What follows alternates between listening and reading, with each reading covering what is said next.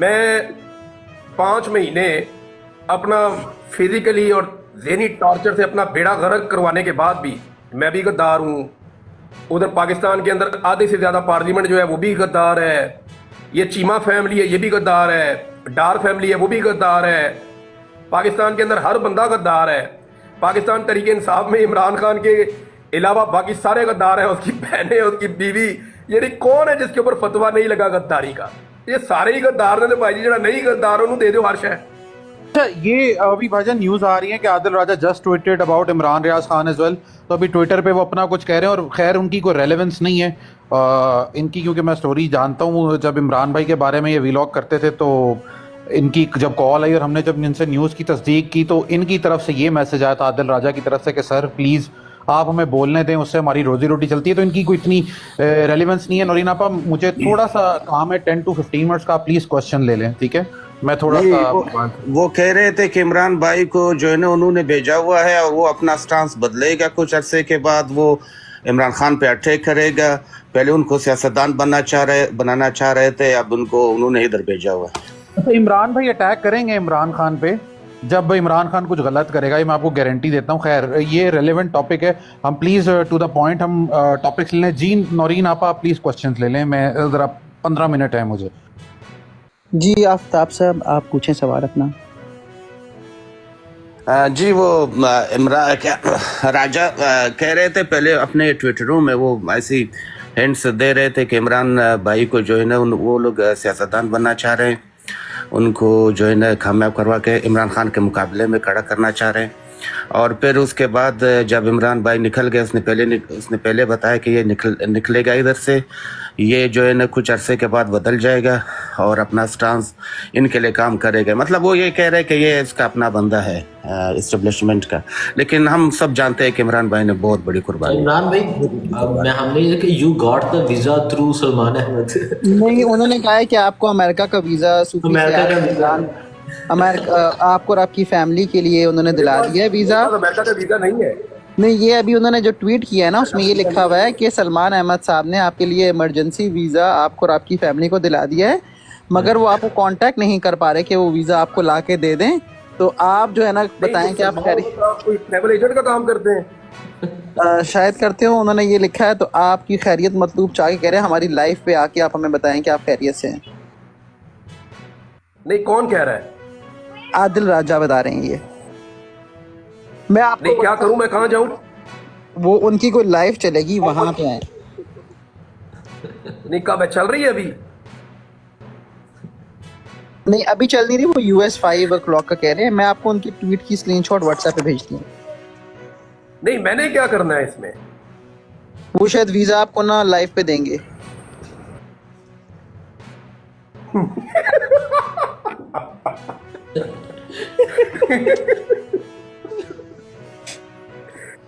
اچھا جی, اچھا نیکسٹ.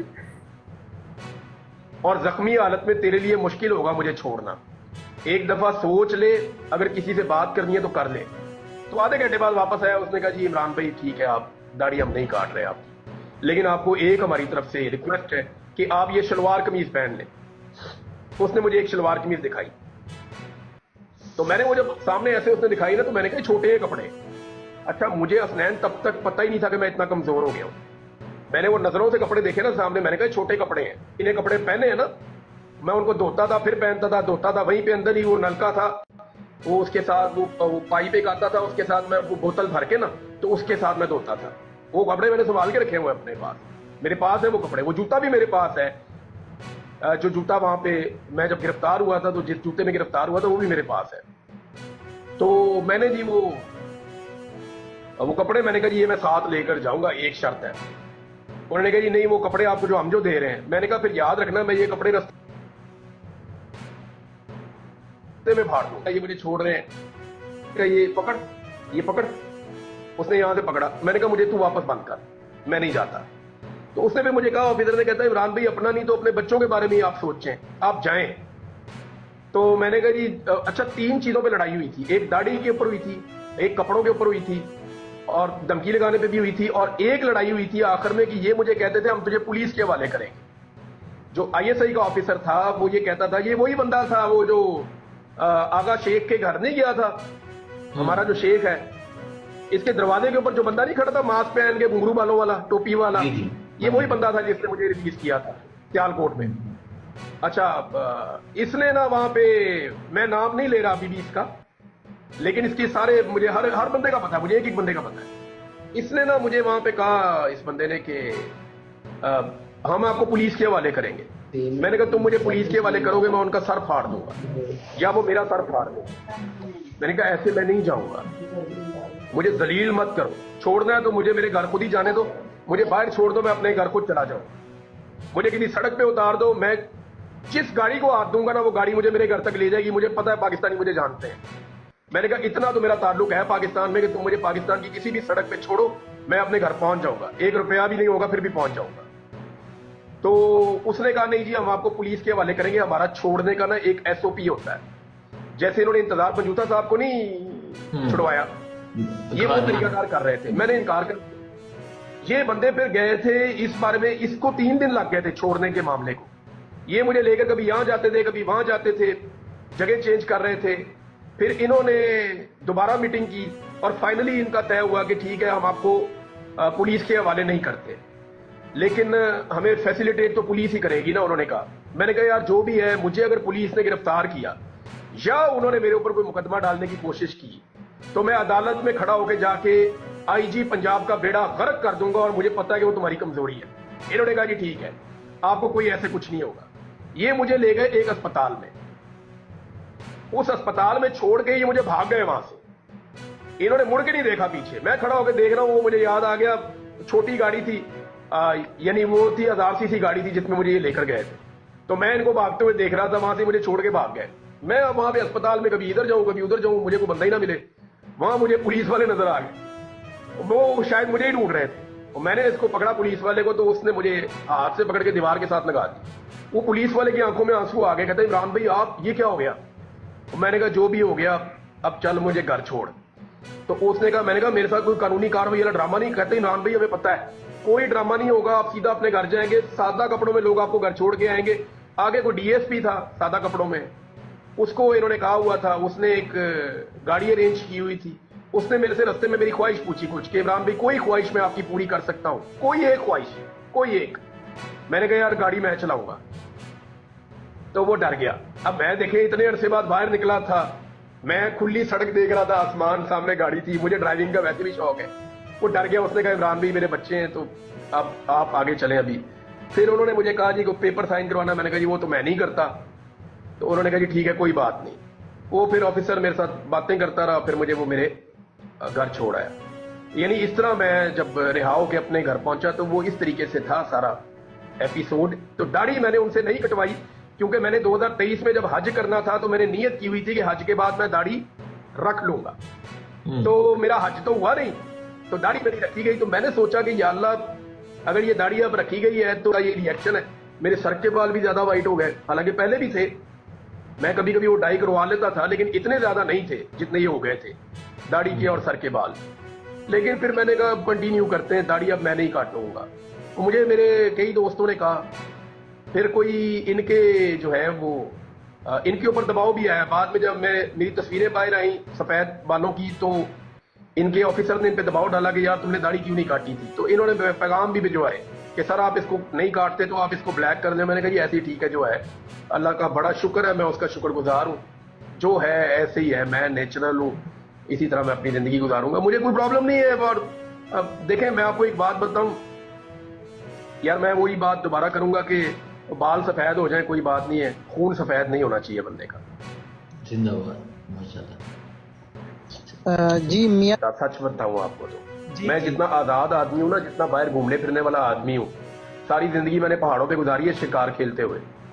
और मैं शिकार खेलने सिर्फ इसलिए जाता था कि मुझे नेचर में घूमने का शौक है, खुले पहाड़ों में फिरने का शौक है, खुले आसमान के नीचे कैंप लगा के मैं सर्दियों के अंदर रातें गुजार देता हूं। तो मैं कोई पत्थर का बना हुआ आदमी नहीं हूं। मैं आपको सीरियसली कह रहा हूं कि मुझे आप 6 घंटे किसी जगह पे बंद करें तो मुझे तकलीफ बहुत होती है। 2-3 चीजें हैं, देखें, एक तो अल्लाह रब्बुल इज्जत की मेहरबानी है, वही इंसान को सब्र देता है। मेरे रब ने मुझे सब्र दिया जो इतना सारा वक्त गुजर गया, वरना मेरी ये औकात ही नहीं है میں اس کا 10% بھی نہیں کر سکتا. کوئی کلیم میرا ایسا نہیں ہے کہ میں کوئی پتھر کا بنا ہوں. میں نے جب کہا تھا نا کہ آپ کو ٹکر کے لوگ ملے ہیں تو میں پاکستانیوں کی بات کر رہا تھا, اپنی بات نہیں کر رہا تھا. میں اکیلا تو نہیں ہو سکتا ہوں نا لوہے کا بنا ہوا. لوگ نہیں کھڑے ہوں گے تو کیسے ہوگا؟ لوگ کھڑے ہوئے, یہ پورے پاکستان کا شکریہ, یہ پاکستان کی جمہوری سوچ رکھنے والے تمام لوگوں کا شکریہ. میں اس قابل نہیں ہوں, نہ میں اتنا مضبوط آدمی ہوں. مجھے حامد میر صاحب سے میری بات کروائی میاں علی اشفاق نے جب میں چھوٹ کر آیا, تو میر صاحب نے مجھے کہا یار عمران آپ کا شکریہ. میں نے کہا جی کس بات کا؟ انہوں نے کہا کم سے کم آپ نے ہماری عزت رکھی ہے. یعنی میر صاحب کو یہ لگتا تھا کہ میں کوئی سٹیٹمنٹ دے دیتا, کہ پریس کانفرنس کر دیتا تو شاید میں جلدی چھوٹ جاتا. تو میں نے جو بات نہیں مانی یا وہ میرے سے وہ ڈیل نہیں کروا پائے, تو یہ انہیں لگا کہ یہ ہماری میڈیا والوں کی عزت رکھی ہے. اور کئی لوگوں نے یہ بات کی بھی کہ دیکھیں جی ہمارا میڈیا والا ایک بندہ اٹھایا اور اس نے سرنڈر نہیں کیا. تو میر صاحب نے جب مجھے یہ بات کہی نا تو مجھے اچھی طرح یاد ہے, میں نے میر صاحب کو کہا, میں نے کہا میر صاحب اس پہ اللہ کا شکریہ ادا کریں. میں نے کہا میرے بس میں ہوتا نا تو میں نے ڈیل کر لینی تھی, میرے بس میں ہی نہیں تھا. میرا رب اتنا طاقتور ہے کہ وہ انسان کو ہارے ہوئے کو جتواتا ہے. میرا رب اتنا بڑا ہے کہ وہ کمزور آدمی سے طاقتور کو ہروا دیتا ہے. میرا رب بہت بڑا اور بہت طاقتور ہے. اور میں نے اس سارے سینیریو میں ایک چیز سیکھی ہے, میں بڑا کلیئرلی آپ کو آج یہ بتا دیتا ہوں بات, کہ جب میں ہار جاتا تھا نا, یعنی اس ساری 5 مہینے کی ابڈکشن میں جب مجھے لاپتہ کیا گیا تو میں کئی دفعہ ہار گیا. میں نے کئی دفعہ سوچا کہ یار میں اتنی, میرے پاس تو اخبار بھی نہیں تھا, ٹی وی بھی نہیں تھا, باہر کی کوئی خبر نہیں تھی, خوب اندھیرے میں پڑا ہوا تھا میں. تو ان 5 مہینوں میں کئی دفعہ میرے دماغ میں آتا تھا یار دفعہ کرو, میں کیا لڑائی لڑ رہا ہوں. میرے گھر والوں کو یہی نہیں پتا کہ میں زندہ ہوں یا مر گیا ہوں, کیونکہ مجھے انہوں نے یہ کہا تھا کہ تیری تو بھائی تیرا نماز جنازہ ہو گیا باہر, ٹینشن دینے کے لیے. تو میں نے سوچا میرے ماں باپ میرے بچے سارے اس بات کی سزا کاٹ رہے ہیں, پتہ نہیں پاکستان میں کیا ہو رہا ہے. اور مجھے انہوں نے کہا تھا کہ باہر ہم نے مارشل لاء لگا دیا ہے, اس ملک میں ہمارا کنٹرول مکمل ہو گیا ہے. بیچ میں ایک ٹائم یہ بھی آیا تھا. تو دیکھیں نا جب آپ ایک قید کاٹ رہے ہیں جس کا مقصد کوئی نہیں ہے, باہر مارشل لاء لگ چکا ہے, سارے کے سارے لوگ جو ہیں وہ اب جمہوریت کا کوئی نام بھی نہیں لے سکتا, اور آپ اکیلے پڑے ہوئے مارے بھی کھا رہے ہیں. اور مقصد کیا ہے آپ کا کہ اب کوئی مقصد پورا ہی نہیں ہو سکتا, آپ کے بچے اور آپ کی فیملی ویسے ہی وہ سفر کر رہی ہے. تو میرے دماغ میں کئی دفعہ آیا کہ یار میں جو یہ کہتے ہیں نا مان لیتا ہوں, جو یہ کہتے ہیں مان لیتا ہوں. یہ ایک دفعہ نہیں کئی دفعہ میرے دماغ میں آیا کہ جو یہ کہتے ہیں وہ مان لیتا ہوں. یار بناؤ ویڈیو. بالکل جب 11th آر آتا تھا نا, جب کبھی بھی میں ٹوٹ جاتا تھا, یہ میرے پاس پہنچتے تھے, میرا رب مجھے پھر کھڑا کر دیتا تھا. یعنی میں 5 دن یہ سوچتا رہا کہ یار اب جب یہ آئیں گے نا تو میں انہیں کہوں گا بنوا لو جو بنوانا ہے. اور 6 دن جس دن انہوں نے آنا تھا نا, اسی دن میرے اللہ تعالیٰ نے مجھے کھڑا کر دیا, اور میں نے کہا جی میں نے جھوٹی گواہی نہیں دی. اب ہو سکتا ہے وہ پچھلے 5 دنوں میں یہ آتے تو میں دے دیتا جھوٹی گواہی, یا ہو سکتا ہے اس دن بھی اگر یہ آتے تو میرا رب مجھے کھڑا کر دیتا. تو یہ یاد رکھیے گا کہ آپ کی ہر کامیابی کے پیچھے یا اللہ رب العزت نے آپ کو جو عزت دی ہے اس کے پیچھے وہ اللہ رب العزت ہے. نبی اکرم صلی اللہ علیہ وآلہ وسلم نے ایک بہت چھوٹی عمر کے صحابی تھے, وہ آپ صلی اللہ علیہ وآلہ وسلم کے پیچھے اونٹ پہ سوار تھے. تو آپ نے انہیں کہا لڑکے میری بات سنو غور سے, اور آپ صلی اللہ علیہ وآلہ وسلم نے فرمایا کہ ساری دنیا چاہ کر بھی تیرا نقصان کرنا چاہے نا تو وہ نہیں کر سکتی اگر تیرا رب نہ چاہے, اور ساری دنیا چاہ کر بھی تیرا فائدہ کرنا چاہے نا تو نہیں کر سکتی اگر تیرا رب نہ چاہے. تو معاملہ یہ ہے جس کا نقصان میرے رب نے کرنا ہے نا, ساری دنیا اس کے ساتھ مل جائے اس کا نقصان ہونا ہی ہونا ہے, اور جس کا فائدہ میرے رب نے کرنا ہے نا, ساری دنیا اس کے خلاف بھی ہو جائے تو اس کا فائدہ میرے رب نے کرنا ہی کرنا ہے. تو اٹس آل اباؤٹ ہمارے اللہ آل مائٹی کی طرف سے. یہ سوچنا بند کر دیں کہ کوئی آدمی پتھر کا بنا ہوا ہو سکتا ہے. ہو سکتا ہے کسی وقت عمران خان کو بھی کوئی ایسا فیصلہ کرنا پڑ جائے کہ جو آپ ایکسپیکٹ نہیں کر رہے, تو اس وقت آپ لوگوں کو یعنی یہ نہیں ہونا چاہیے کہ بالکل ہی ہر طرف مایوسی اور یہ اور وہ ہو جائے. ہیومن بینگز ہے یار, سارے کے سارے انسان ہیں. یہاں پہ بہت سارے لوگ ہیں جو پاکستان چھوڑ کے باہر گئے ہوئے ہیں, وہ باہر دیار غیر میں رہ رہے ہیں. کیا وہ خوشی خوشی گئے ہیں؟ ابھی یہ جس کا فوجی کا آپ نام لے رہے تھے راجہ صاحب کا, کیا یہ لوگ پاکستان سے خوش خوش باہر نکلے ہوں گے؟ وہ بیچارے جان بچا کے نسے نے سارے سے سارے اپنی اپنی جانیں بچا کے گئے ہوئے نا سارے. یہ جتنے جرنلسٹ گئے ہوئے ہیں, چاہے وہ وجاہت ہے, چاہے وہ محیط پیرزادہ ہے, چاہے وہ احمد نورانی ہے, چاہے وہ شاہد اسلم ہے, چاہے وہ صابر بھائی ابھی آپ کے ساتھ بیٹھے ہوئے تھے وہ ہیں, یا اور صحافی بھی ہیں کافی سارے, تو یہ سارے کو خوشی خوشی تو پاکستان سے باہر نہیں گئے ہوئے. ये सारे लोग भी तो देखे ना, बाहर जाके वो कुछ ना कोई तो कुर्बानी सब लोग दे रहे हैं। तो ये हर एक की ना अपनी कैपेसिटी होती है, और मैं आज आपको एक चीज लिख कर दे सकता है, ये मैं आपको बता रहा हूं, क्योंकि मैंने जेल भी काटी है। मुझे इन्होंने 1 महीना जेल में रखा, मुझे उस 1 महीने का 1 मिनट भी आज तक याद नहीं है। मुझे लगा बस मैं गया हूं और शुगल में टाइम खत्म हो गया। मैं जेल में अखबार पढ़ता था, सुबह उठ के बाहर वो मुझे निकालते थे छोटी सी जगह पे, उधर मैं वॉक करता था, मैं नमाज पढ़ता था, और कभी कभी कोई कैदी मिल जाता था, उससे बातें कर लेता था। तो मेरा बड़ा जबरदस्त टाइम गुजरा जेल के अंदर। हालांकि मैं कहता था बाकी कैदियों को छोड़ो मेरे पे, इधर लेके आओ मैं उनसे बातें करूं, तो मुझे अकेला रखते थे ज्यादातर। तो साथ आगे एक बैरक के अंदर ना महमूद रशीद साहब बंद थे, तो मैं ऊंची ऊंची आवाज में ना महमूद रशीद साहब से बातें करता था, बहुत ऊंची मैं बोलता था। तो वो मुझे उन्होंने कहा कि यार जेल से सख्ती होती है, मुसीबत बढ़ जाएगी, कोई तेन तो डर ही नहीं लगता वो मुझे। लेकिन महमूद रशीद साहब की वो बीमार थे उन दिनों बहुत, तो कभी कभी उनकी आवाज आती थी मुझे ना।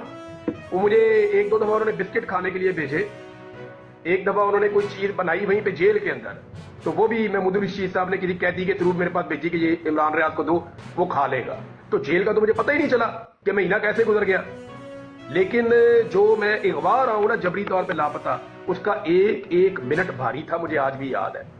तो जो लोग लापता हो जाते हैं ना, उनके बारे में आप उनको कंपेयर ही नहीं कर सकते। आप अगर कोई लापता आदमी बाहर आके कोई भी स्टेटमेंट दे, तो आप उसको, यानी मैं फरूक हबीब के लिए भी, आप लोग सब नफरत करते होंगे फरूक हबीब से, आप लोग सब उसको बुरा कहते होंगे, लेकिन भाई वो लापता हुआ था।